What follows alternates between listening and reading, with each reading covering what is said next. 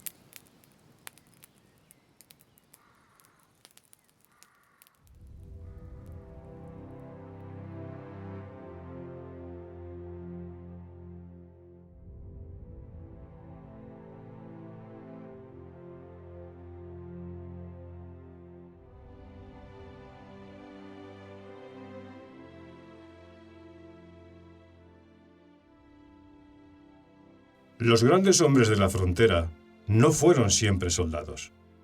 A veces fueron, también, intérpretes, mediadores, hombres que pasaron la mitad de su vida sentados junto al fuego de un campamento indígena, fumando una pipa larga mientras escuchaban con paciencia y hablando con cuidado para traducir no solo palabras, sino mundos enteros.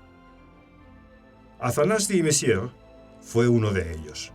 Francés de nacimiento, soldado por oficio, español por lealtad y diplomático por vocación, este oficial prácticamente desconocido en España sostuvo durante 15 años, casi en solitario, la diplomacia de nuestro país en las llanuras del sur. Sin él, las paces con los comanches no habrían sido posibles. Sin él, los Caddo no se habrían inclinado por España frente a los recién llegados angloamericanos. Sin él, en resumidas cuentas, el Texas del último cuarto del siglo XVIII habría tenido una historia muy distinta. Os pido que me acompañéis hoy a Natchitoches, en la frontera de la Luisiana, para conocer a uno de los hombres más interesantes y menos recordados de toda la historia del septentrión.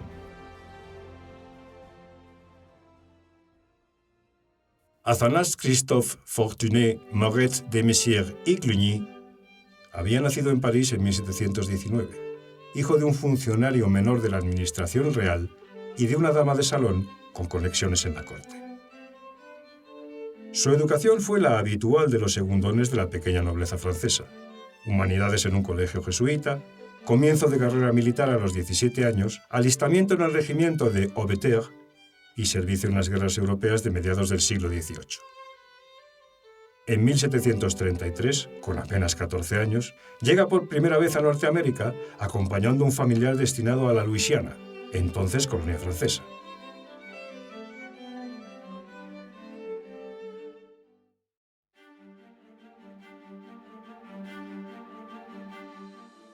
Aquel primer contacto con el continente le marca para siempre. Messières queda fascinado por las naciones indígenas del Bajo Mississippi y del Río Rojo. Aprende en pocos años a comunicarse en las lenguas Caddo y Natchitoches y entabla relaciones personales con varios jefes locales. En 1742, ingresa como oficial subalterno en las tropas de la Marina Francesa de la Luisiana, y desde aquel momento, su vida se desarrolla en el escenario fronterizo entre las posesiones francesas y españolas del sur de Norteamérica. Cuando el Tratado de Fontainebleau de 1762 transfirió la Luisiana francesa al rey de España, Messières se encuentra destinado en Natchitoches, el puesto francés más occidental, a orillas del Río Rojo. Como muchos oficiales franceses en su situación, tiene que elegir entre regresar a Francia, pasarse al servicio británico, que recibía la otra mitad del Mississippi, o aceptar las nuevas banderas.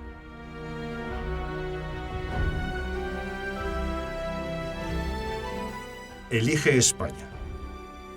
Aquella decisión, tomada con la naturalidad de quien lleva décadas viviendo entre súbditos de Madrid, transformaría su vida y, de paso, la historia de Texas.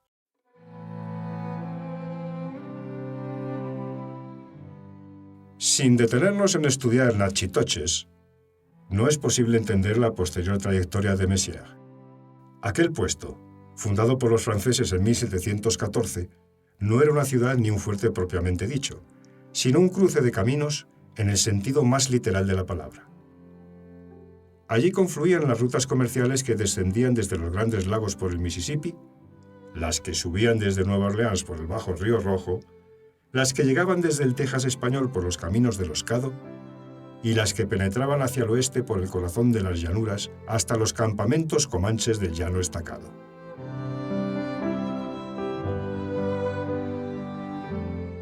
La población era abigarrada y políglota. Comerciantes franceses de varias generaciones convivían con soldados españoles del regimiento de Luisiana, esclavos africanos de las plantaciones cercanas, indios Caddo y Adái en sus aldeas vecinas y mestizos de todas las combinaciones raciales imaginables. El comercio de pieles era el principal motor económico.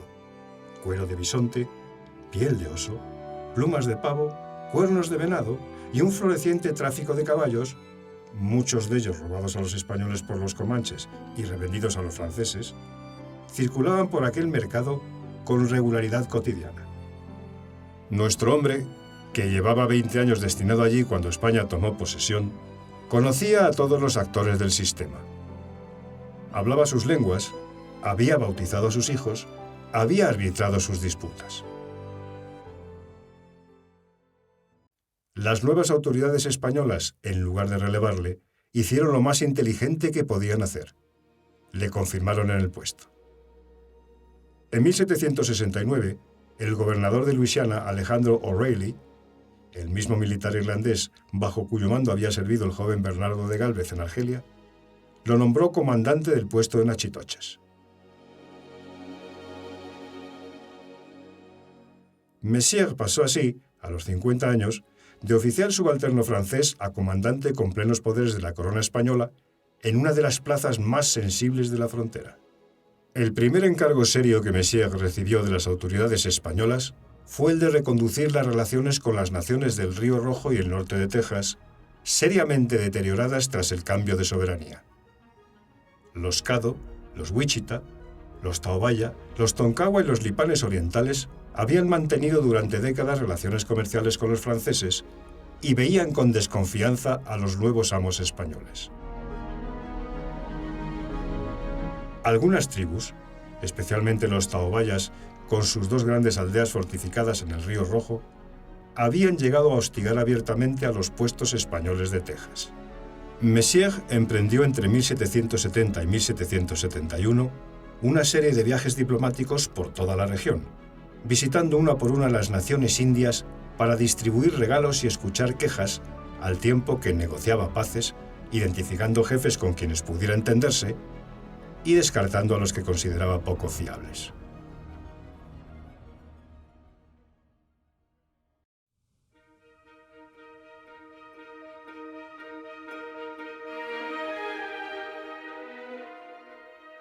Sus informes al gobernador de Luisiana, Luis de Unzaga y Amézaga, son textos extraordinarios, precisos, etnográficamente ricos, sin condescendencia ni mistificación. Messier trata a los jefes indios como pares políticos, evalúa sus intereses, sopesa sus fuerzas y propone alianzas concretas con argumentos racionales.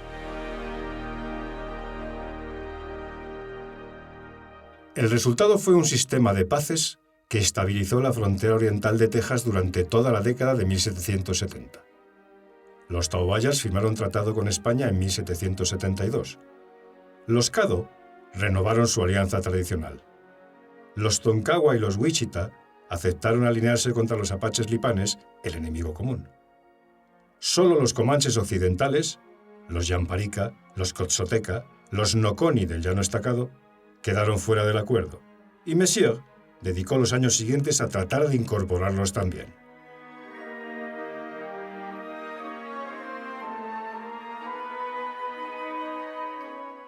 En 1778, ya bajo el mando del gobernador Bernardo de Gálvez, entonces destinado en Nueva Orleans antes de pasar a sus campañas del Mississippi, Messier emprendió una expedición ambiciosa hacia el corazón de las grandes llanuras.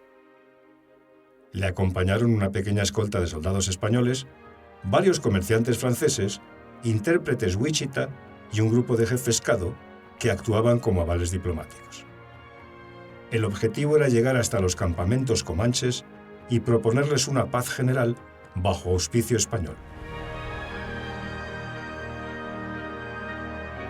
El viaje, documentado con minucia en los diarios que Messier remitió a Gálvez y que se conservan en los archivos de Indias, atravesó las aldeas Wichita del Río Rojo, ascendió por el Brazos, contactó con grupos comanches dispersos en el Alto Colorado de Texas y descendió finalmente por el Trinity hasta el Golfo de México.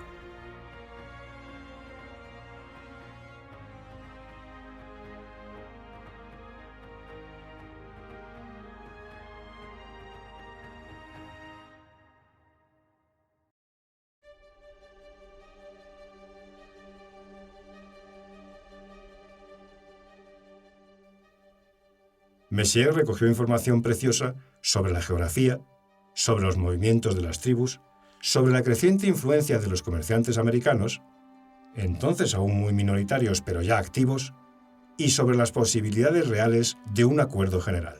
Su conclusión, expresada con la franqueza que le caracterizaba, fue que una paz con los comanches era posible, pero requería una política sostenida y bien financiada de regalos, comercio regulado y reconocimiento formal de los jefes principales.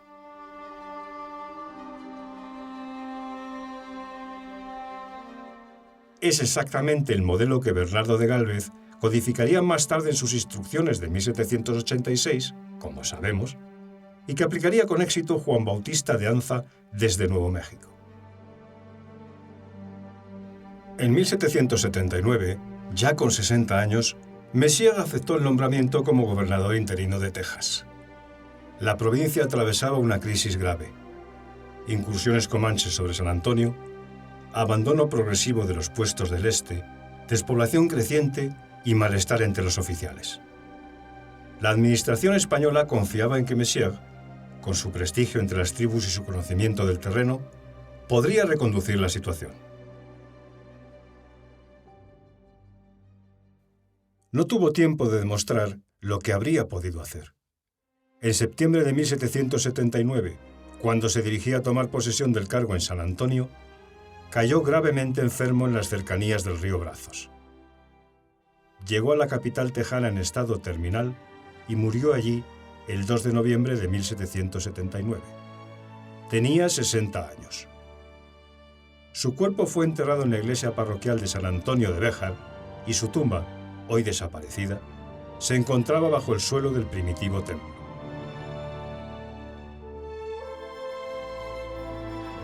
Su legado se aprecia mejor a través de lo que no ocurrió tras su desaparición.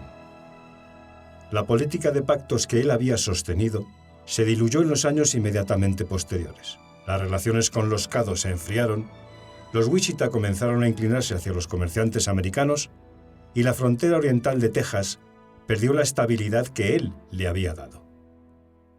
Hizo falta una nueva generación de diplomáticos y la firma personal de Juan Bautista de Anza con los comanches en 1786 para recuperar parte de lo que con su muerte se perdió.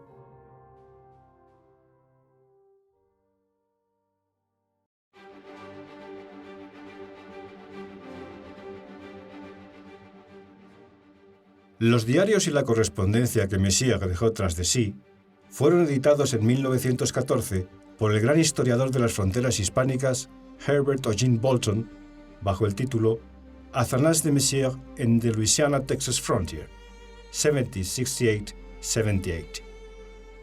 Aquella edición en 2 volúmenes con traducción al inglés y aparato crítico exhaustivo sigue siendo más de un siglo después una de las grandes ediciones documentales de la historiografía norteamericana. Por ella sabemos prácticamente todo lo que sabemos del personaje. Sin Bolton, Messier habría desaparecido del relato histórico. La historia de Messier nos recuerda algo que a veces tendemos a olvidar. la palabra también fue necesaria, crucial a veces, para sostener la frontera. Hombres bilingües, mestizos, mediadores, intérpretes, fueron tan importantes para la pervivencia del imperio como los dragones de cuera o los presidios. Y en aquel mundo polifónico, donde el español, el francés, el comanche, el caddo y el wichita convivían en cada conversación importante, eran los hombres como Messier, francés de origen, español de oficio, capaz de hablar con un jefe indio como con un ministro de Madrid, quienes hacían posible que el sistema funcionase.